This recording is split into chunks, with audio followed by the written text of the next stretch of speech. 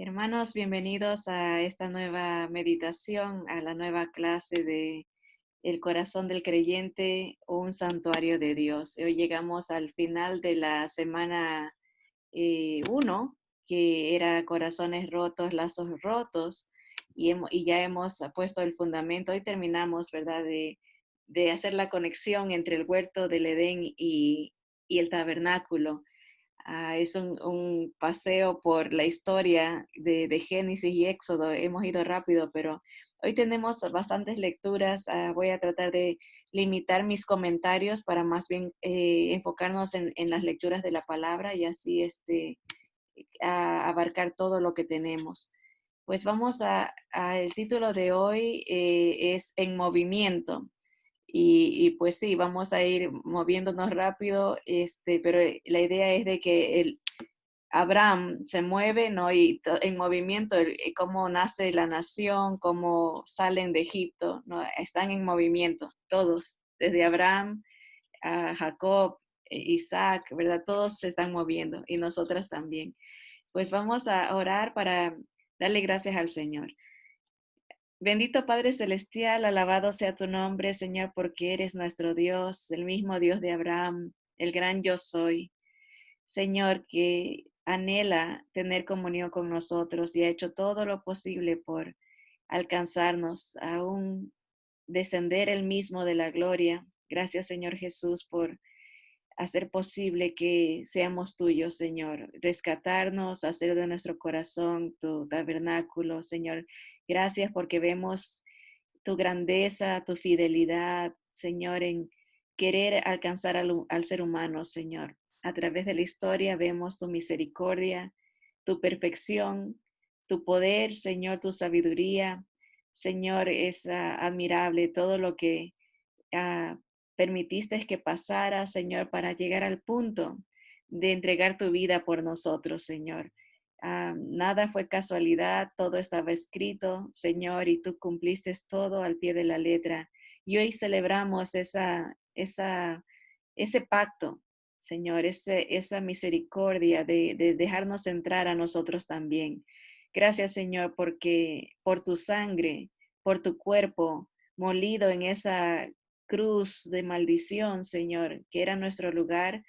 Señor, por ese pacto nosotros podemos ahora, Señor, tener la esperanza de vida eterna, tener comunión contigo, Señor, y a tener una relación a diaria contigo.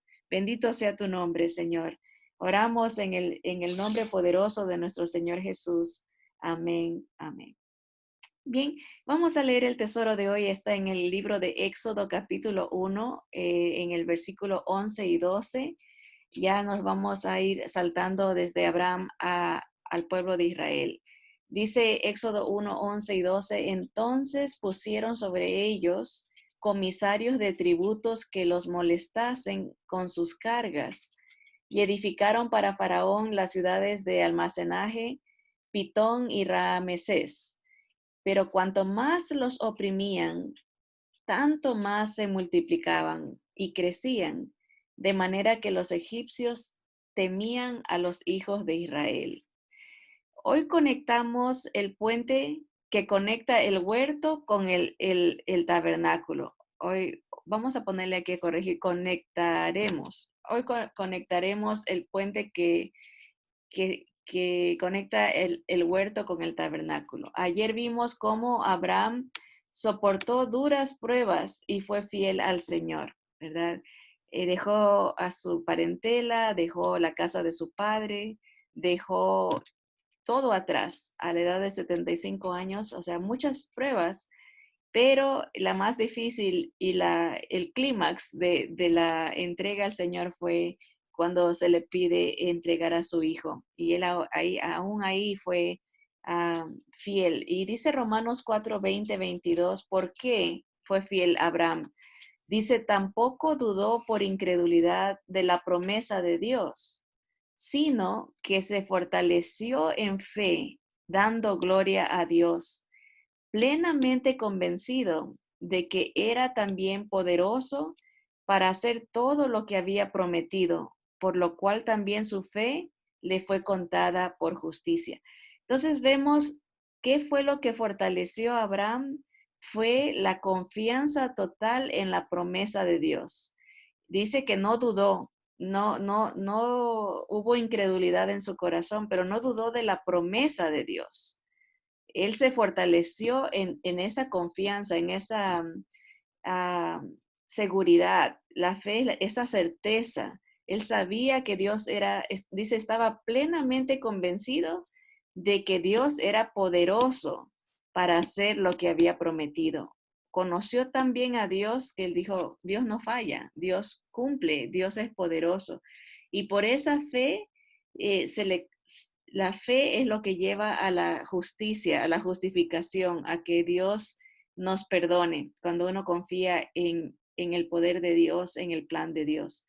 Abraham confió en la fidelidad de Dios. Y estos son ejemplos para nosotros. Cuando pasamos por pruebas, hay promesas que Dios nos ha dado, hay en la palabra del Señor, que si nosotros confiamos en esas promesas, perseveramos en quién hemos creído, en el poder de quién creemos, salimos adelante, porque el mundo nos va a tirar puñetazos bajos, ¿verdad? Dice a veces que golpes bajos, ¿no? Que uno dice, ay, esto está difícil, ¿no? Pero cuando uno se abraza del Dios de Israel, de ese Dios poderoso que hizo los cielos y la tierra, de ese Dios que no falla y que no miente, es donde el Señor lo levanta a uno, lo sostiene. Entendió Abraham que este Dios era poderoso para cumplir lo que prometió. Todos nosotros fallamos a nuestras promesas, no porque no queramos cumplirlas, simplemente no tenemos el poder para hacerlo. Aquí puse entre paréntesis diferentes ejemplos porque la hermana en el libro nos explica, ¿no? Ella había adoptado a un niño con muchos problemas emocionales, ah, y en este libro no da el detalle, pero en otros libros sí, porque era un niño que había salido de un hogar de mucho abuso. Y dice que el niño en las noches no podía dormir si ella no lo abrazaba. Y el niño siempre decía, no me dejes mamá, no me dejes mamá. Pero en este libro ella cuenta que desde los 5 años ella lo crió hasta como los 14. Parece, aquí no da los detalles que qué pasó, pero el niño se lo quitaron. O sea, parece que algo pasó, seguramente cuenta la historia en otro libro, pero ella dice que cuando ella lo ponía a dormir y él le decía, nunca me dejes, ella le decía que no lo iba a dejar. Y cuando lo dejaba dormido y ella bajaba, parece que el cuarto de él estaba en el segundo piso, le retumbaba en la mente, nunca me dejes, y que era un peso muy grande para ella, porque ella le decía, no, no te voy a dejar. Pero las circunstancias, solo Dios sabe qué fue lo que pasó. Este, el niño lo sacaron de ese hogar. Y ella dice, nosotros no porque queremos fallar a las promesas, pero no tenemos el poder, el control. Hay cosas que pasan en la vida. Dice ella, me acuerdo de unas muchachas que la mamá tenía cáncer y le decían las hijas, mamá, ¿verdad que te vas a sanar? No nos vas a dejar. Y ella decía, sí, me voy a sanar y voy a estar con ustedes, no las voy a dejar. Y dice, y después me tocó ir al funeral, o sea, la mamá murió y las niñas estaban atrás del papá, confundidas, ¿no? A veces uno puede tener la intención de decir, no te voy a dejar, te voy a amar para siempre, te voy a estar contigo para siempre, pero humanamente uno no puede cumplir esas promesas porque somos humanos, ¿verdad? Solo Dios tiene el poder del control de todo, ¿no? Y así nosotros podemos fallar, pero que el Señor nunca nos va a fallar. Y aquí, vamos a dejar un espacio. Dice, ¿qué promesa específica le ha hecho Dios o puede mencionar usted que Él ha cumplido fielmente y tiernamente? ¿No? Todas, aquí voy a agregar, nosotros si fallamos, Dios nunca falla, nunca nos ha fallado, nunca fallará, ni nunca nunca nos ha fallado, ni nos falla, ni nos fallará. Una de las promesas que para mi vida ha sido un sostén, una fortaleza, es precisamente eso que él dice, yo nunca te dejaré ni te desampararé. El Señor es fiel, el Señor nos sostiene, ¿no? En medio, ahora hablaba con una hermana muy especial, ¿no? Y contando, ¿no? Cómo a veces todos fallan, los líderes fallan, a veces todo se esfuma de la noche a la mañana. Hablaba de su iglesia, ¿no? Que prácticamente se va a cerrar, porque el pastor decidió irse a otro lugar. Y pensamos en eso, ¿no? A veces uno pone todas sus esperanzas en algún ministerio, en alguna obra que ha estado trabajando por años. A veces puede ser relacional, ¿no? Que uno pone toda su vida, su esfuerzo para cierta persona o los hijos y de la noche a la mañana las cosas cambian, ¿verdad? Y uno les falla a ellos o ellos a uno, las promesas están, se las lleva el viento, pero el Señor que servimos nunca nos falla, ni nunca nos deja. Y esa es una de las promesas que más aliento me da a mí en lo personal, ¿no? Que Él no nos desampara y Él es permanente, ¿no? El cielo y la tierra pasarán, podemos perder trabajo, podemos perder familia, podemos perder edificios, casas, podemos perder parejas, podemos perder la salud, podemos perder todo, pero al Señor nunca lo perdemos, ¿verdad? Y las cosas que Él nos da tampoco, ¿verdad? La salvación que Él nos da es permanente, los dones que Él da son permanentes, el Señor es fiel a sus promesas. Y gracias al Señor, Él no es como nosotros. El que prometió puede cumplir sus promesas al 100%, imagínense. Ni una de ellas fallarán, ninguna de ellas nos la perderemos. Dice, para mayor fundamento del estudio del tabernáculo, terminemos el puente que conecta a Abraham, a Isaac con Moisés, ¿verdad? Porque estamos empezando esta nueva nación ah, que empieza con el padre de la fe, que es Abraham. Abraham tiene a su hijo Isaac. Ahora vamos a ver cómo llegamos a Moisés. Yo sé que todas ustedes están familiarizadas con las historias, pero como repaso, dice, el hijo de Isaac fue Jacob, o sea, este ya sería el nieto de Abraham, a quien Dios cambió el nombre a Israel. Jacob al final de su vida se llama Israel. Este tuvo 12 hijos, de los cuales salen las 12 tribus de Israel. O sea, estos ya son los bisnietos de Abraham. Abraham, Isaac, Jacob, y de ahí los doce hijos de Jacob, que después se llamaría Israel. Uno de esos hijos, de esos 12, fue José, quien fue vendido por sus hermanos por envidia a una caravana que lo llevó de esclavo hasta Egipto. Qué triste, ¿no? Que sus propios hermanos lo hayan vendido. Eran medios hermanos, obviamente. Solamente José tenía un hermano de mamá y papá, que fue Benjamín, pero los demás eran medios hermanos y le tenían envidia porque era un hijo preferido de Jacob. Cuando lo llevan de esclavo a Egipto, sufre mucho. Dice, allí fue acusado falsamente y terminó en la cárcel, donde él, con el don de interpretación de sueños que Dios le había dado, pudo salir algunos años después para interpretar un sueño que había tenido el faraón de Egipto. Es algo increíble, ¿no? En un lugar donde se pierde la esperanza, ¿no? Las cárceles de antes no son como las de ahora, que tienen televisión, aire acondicionado, alfombra. A pesar de que son cárceles, ¿verdad? Tienen sus comodidades.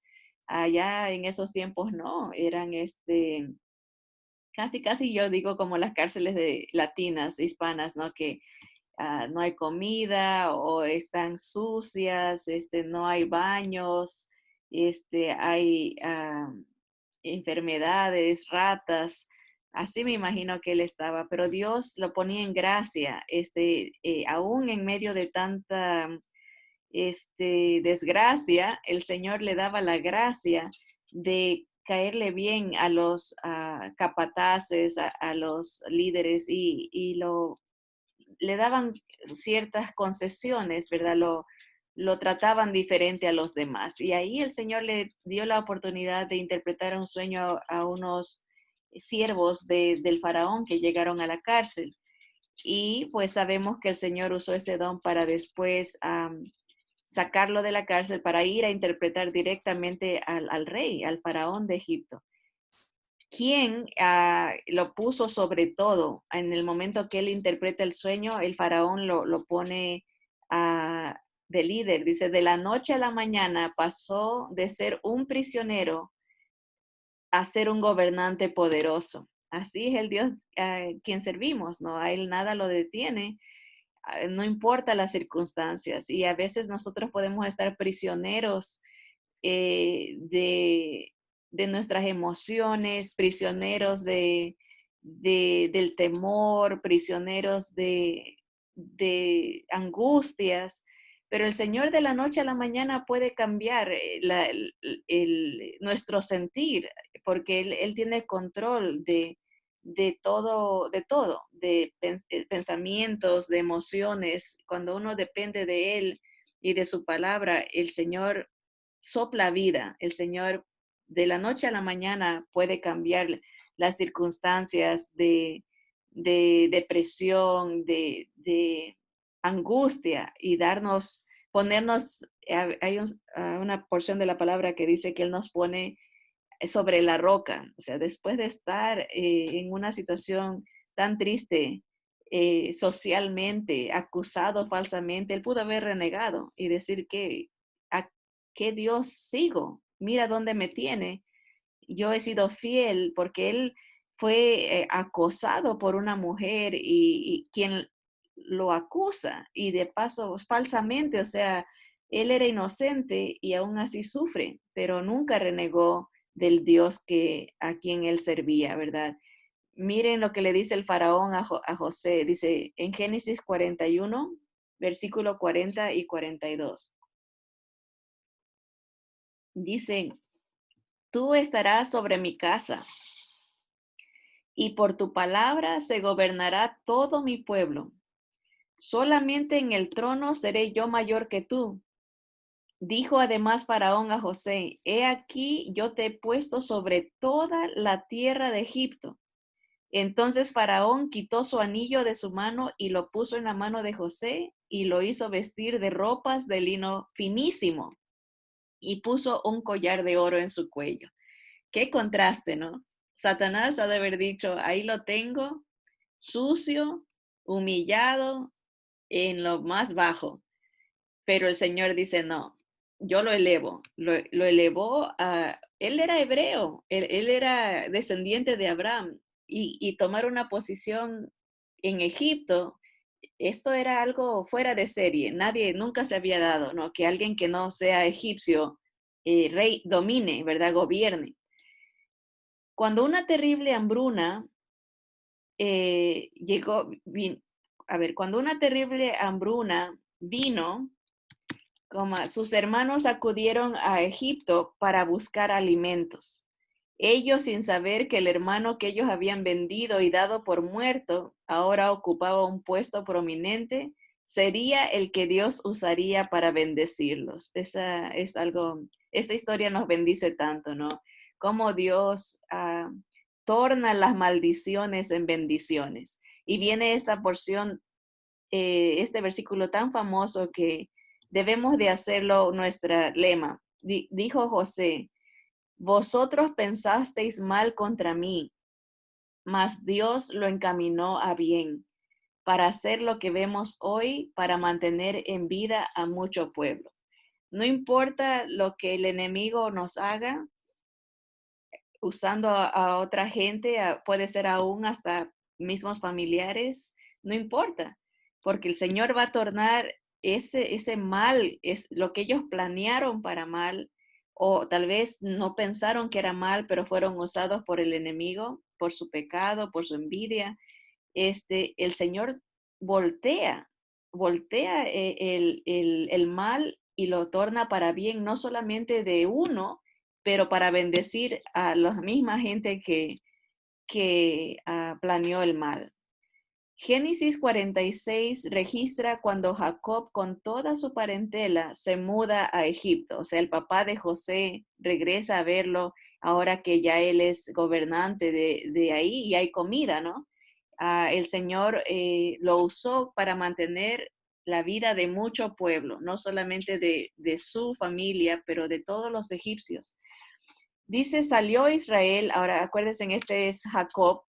Jacob ya tiene ahí otro nombre que le dio el Señor.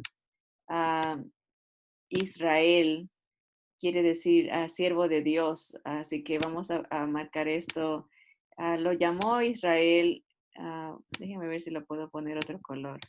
Ahí está. Salió Jacob, salió Israel con todo lo que tenía y vino a Beerseba y ofreció sacrificios al Dios de su padre Isaac.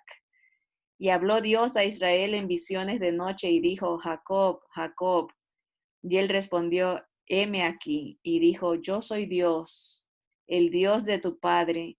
No temas de descender a Egipto, porque allí yo haré de ti una gran nación. ¿Ven la promesa? Ahí está igualito que a su papá, que a su abuelo, porque era Abraham, Isaac y Jacob. Entonces, aquí está, dice, yo haré de ti una gran nación. Yo descenderé contigo a Egipto. Noten qué bonito, ¿no? Dios dice, yo te acompaño. Yo voy a estar contigo. Y yo también te haré volver y la mano de José cerrará tus ojos. O sea, la promesa de que se reuniría con su hijo, que viviría y disfrutaría de su hijo que había perdido. Qué hermoso, ¿no? Dice, Él va a cerrar tus ojos, con Él vas a morir. Ahí se va a cerrar la historia, ¿no? De una reconciliación, entre hermanos, hubo abundancia, provisión de parte de Dios, no solamente físicamente, pero emocionalmente. Sanaron las heridas de la traición, sanaron las heridas del pecado, ¿no? Cerraron, hubo gran bendición en esta familia.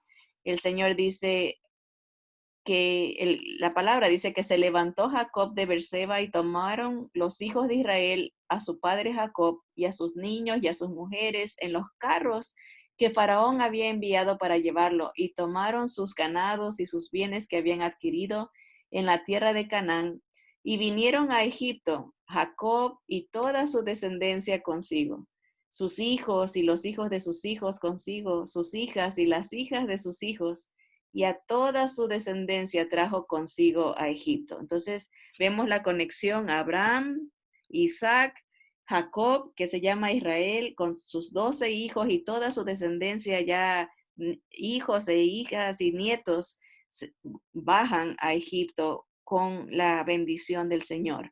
Ahora, Éxodo 1, ahora todo eso pasa en Génesis, nos vamos a Éxodo y esto estamos abreviando para poder terminar este puente entre el huerto y el tabernáculo.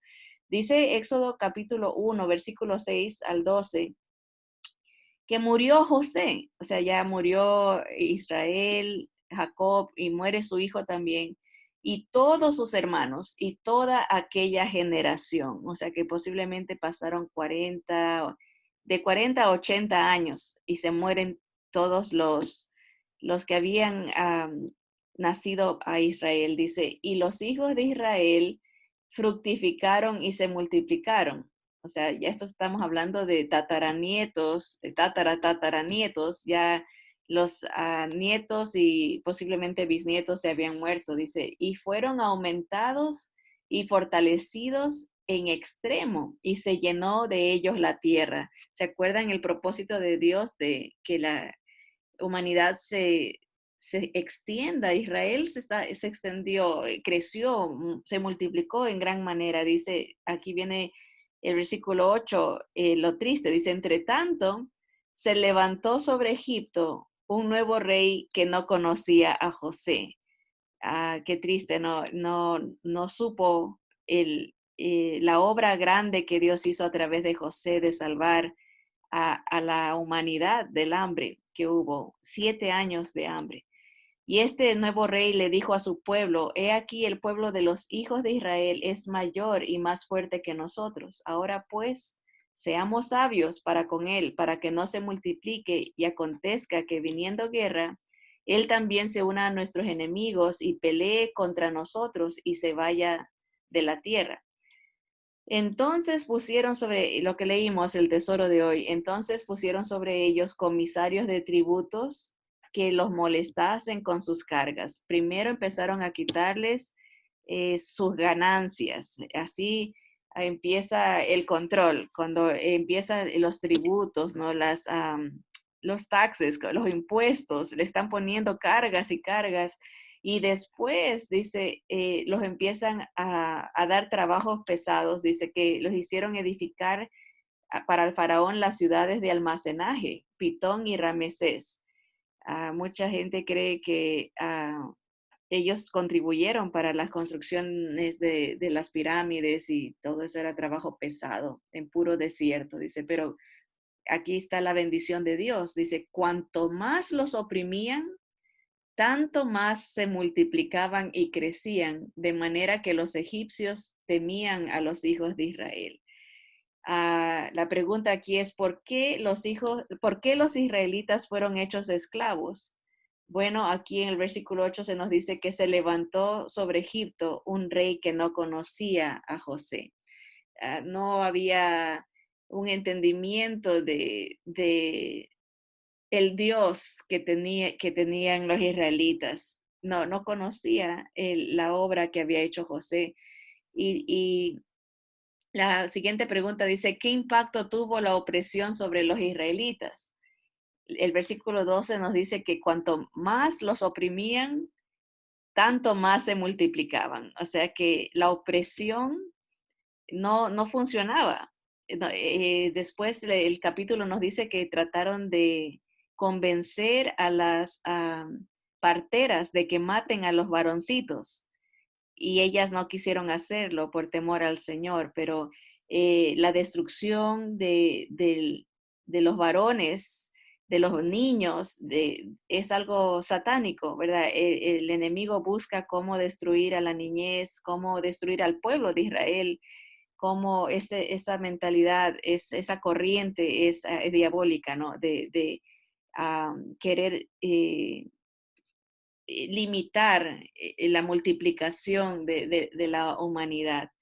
Ahora, Éxodo 2, que ya vamos llegando a Moisés, porque aquí están ellos ya oprimidos.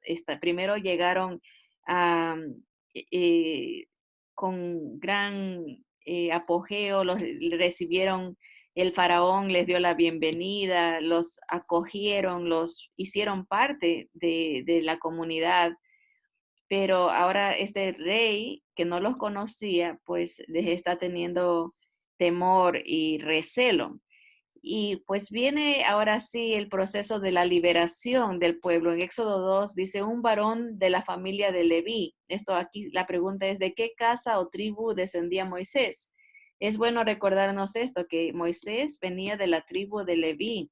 Leví después iba a ser escogido por Dios para ser la tribu de los sacerdotes. O sea que Moisés vino de Moisés y Aarón, por eso que Aarón fue el primer sumo sacerdote, pero Moisés era un intercesor también, era un sacerdote para el pueblo, pero él era también de la familia de Leví. Dice Éxodo 2 que un varón de la familia de Leví fue y tomó por mujer a una hija de Leví. O sea que los dos, mamá y papá de Moisés, eran de la tribu de Leví. La que concibió y dio a luz un hijo y viéndole que era hermoso, le tuvo escondido 3 meses, ¿verdad? ¿Qué mamá no va a decir que su hijo es hermoso? Yo les pregunto a ustedes, a veces hay niños tan feitos, ¿verdad? Y los papás dicen, mira qué hermoso que es mi hijo, y uno se queda callado nomás, y sí, sí, pues es hermoso para sus padres, ¿verdad? Así mismo, bueno, pero este dice que ellos le vieron que era hermoso. Sus padres decían, mi hijo está hermoso, y lo que hicieron, lo escondieron porque el faraón estaba matando a los niños, estaba tirándolos al río. ¿verdad? Los ahogaba. Pero después de muchos años, aquí vamos a aumentarle para completar la idea.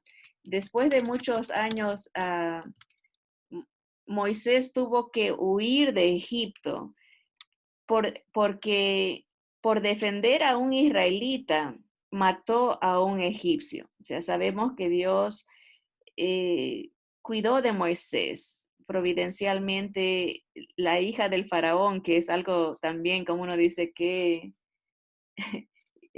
como dijo Romy el otro día, en lugar de coincidencia, se dice Dios-cidencia, porque Dios planeó todo esto, que la misma hija del faraón haya encontrado a este bebito en una canasta, ¿no? Y que lo adoptara. Es fabuloso, ¿no? Cuando el enemigo piensa que ha ganado, Dios le da duro, ¿no? Y dice, mira a quién voy a usar. Y a Moisés lo usó grandemente. Pero él tuvo que irse de Egipto porque mató a este egipcio y huye a un lugar que se llama Madián. Pero fue allí, en ese desierto de su vida, que el Dios de Abraham se le apareció y se le reveló. O sea, porque acuérdense, el pueblo de Israel sigue creyendo en Dios, ¿verdad? Pero está siendo agobiado, oprimido, y el Señor levanta a un libertador y escoge a Moisés, porque Moisés había sido entrenado, él podía comunicarse con el faraón en su idioma, él tenía conocimiento de cómo entrar hasta el palacio. El Señor lo había preparado para ser un instrumento útil en sus manos. Tenía conocimiento de las ciencias egipcias. O sea, era un hombre muy preparado y Dios lo usó, ¿verdad? A pesar de que estaba lejos en el desierto, lo atrajo. Vamos a ver esto un poquito, Éxodo 3, y vamos a leerlo un poco rápido porque se nos va el tiempo. Éxodo 3 dice el versículo 1, apacentando Moisés las ovejas de Jetro, su suegro, sacerdote de Madián, llevó las ovejas a través del desierto y llegó hasta Horeb, el monte de Dios. Y se le apareció el ángel de Jehová. Noten esta referencia, porque muchas, o sea, personas pueden decir que es un ángel común, pero no, la palabra del Señor nos va a decir más adelante que este ángel de Jehová se revela como el yo soy. Y por eso dicen que ese ángel de Jehová es una aparición de Jesús en el Antiguo Testamento. Y se aparece en una llama de fuego en medio de una zarza. Dice, y él miró, Moisés, y vio que la zarza ardía en fuego y la zarza no se consumía. Entonces Moisés dijo, iré yo ahora y veré esta grande visión. ¿Por qué causa la zarza no se quema? Viendo Jehová que él iba a ver, lo llamó Dios en medio de la zarza y dijo, Moisés, Moisés. Y él respondió, heme aquí. Y dijo, no te acerques, quita tu calzado de tus pies, porque el lugar en que tú estás, tierra santa es. Y dijo, yo soy el Dios de tu padre, Dios de Abraham, Dios de Isaac y Dios de Jacob. Ahí la misma revelación, ¿verdad? Entonces Moisés cubrió su rostro porque tuvo miedo de mirar a Dios y dijo luego Jehová, bien he visto la aflicción de mi pueblo que está en Egipto y he oído su clamor a causa de sus exactores, pues he conocido sus angustias y he descendido para librarlos de la mano de los egipcios y sacarlos de aquella tierra a una tierra buena y ancha, a tierra que fluye leche y miel, a los lugares del cananeo, del eteo, del amorreo, del fereceo, del heveo y del jebuseo.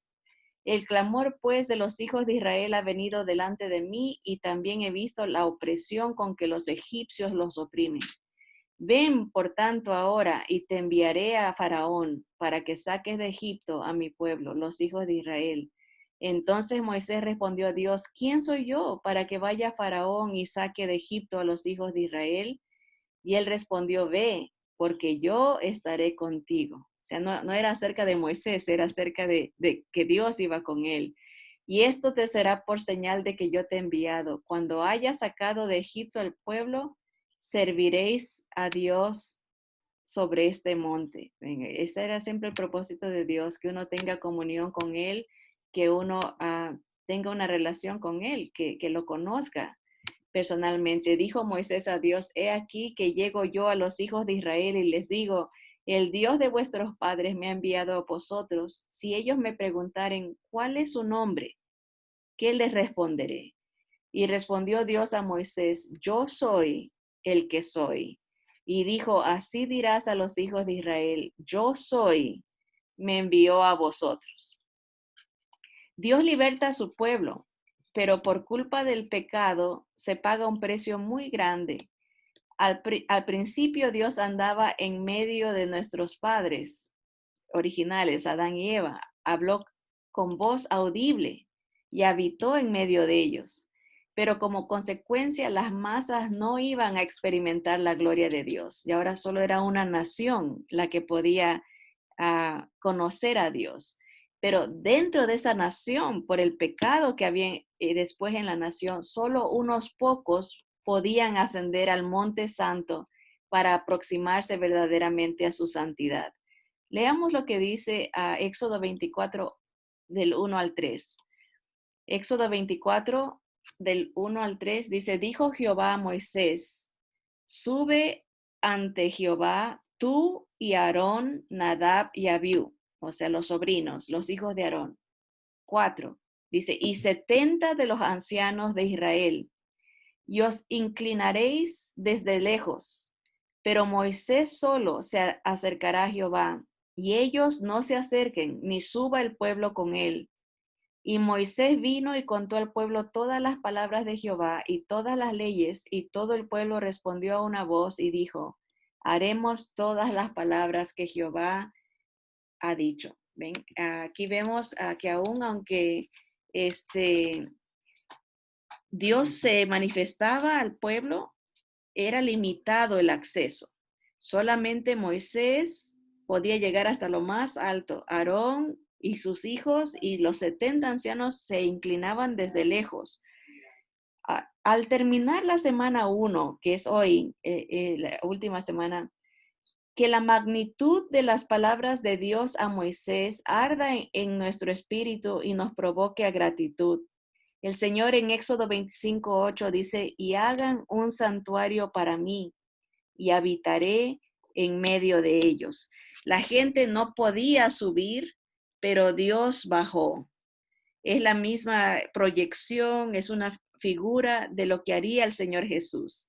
Nosotros no podemos subir, el pueblo no podía subir, el sacerdote tampoco, solo Moisés como representante, una figura de Cristo, podía llegar a conversar con Dios, pero Dios hace lo inesperado, lo increíble es que Dios baja. Dice, construyan, hagan un santuario para mí y habitaré en medio de ellos. Y al celebrar nosotras esta comunión con el Señor en cada una de nuestras casas, con los elementos que simbolizan ese pacto que el Señor hace con nosotros, podemos verdaderamente arde en nuestro corazón el pacto que Dios hizo con Abraham, la fidelidad de Dios, el amor de Dios en preservar a su familia, preservar a esta nación, la fidelidad de Dios de mandar un libertador. Asimismo, nosotros, Dios preserva nuestras vidas a través de Cristo. A través de Cristo nos hace una nación santa. A través de Cristo encontramos un libertador, encontramos un salvador. A través de Cristo entramos a un nuevo pacto. Podemos entender lo que el Señor está diciendo, hagan un santuario para mí. Tu corazón es mi santuario. Yo quiero habitar dentro de ti. Este es el nuevo pacto en mi sangre, que por vosotros, este es el nuevo pacto en mi cuerpo, que por vosotros es partido. Comed este pan y bebed esta copa todas las veces que quisiereis, dice, en memoria de mí.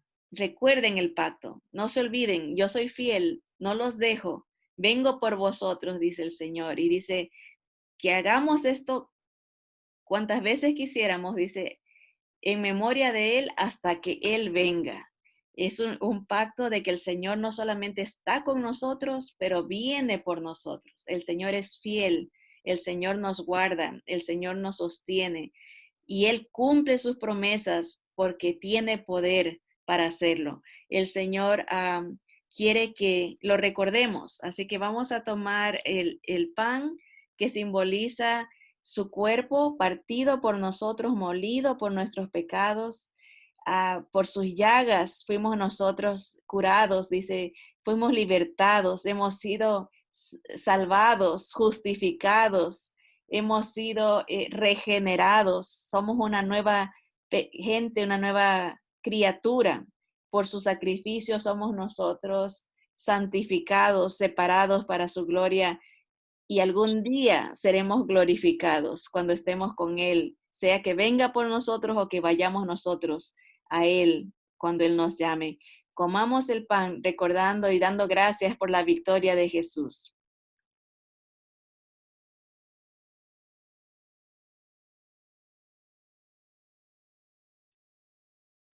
Gracias, Señor. Gracias, Señor, por sufrir los latigazos que nos merecíamos nosotros.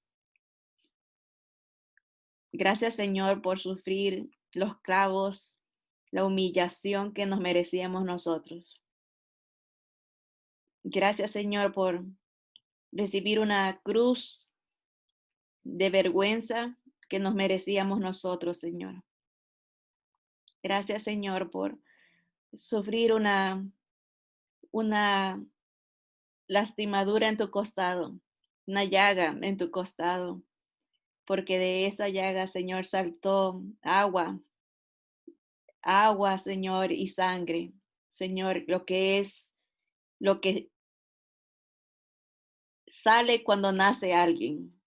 Porque de ese costado, Señor, nació tu iglesia, tal y como Adán, de su costilla nace la mujer, se crea la mujer, de tu costado salimos nosotros, Señor.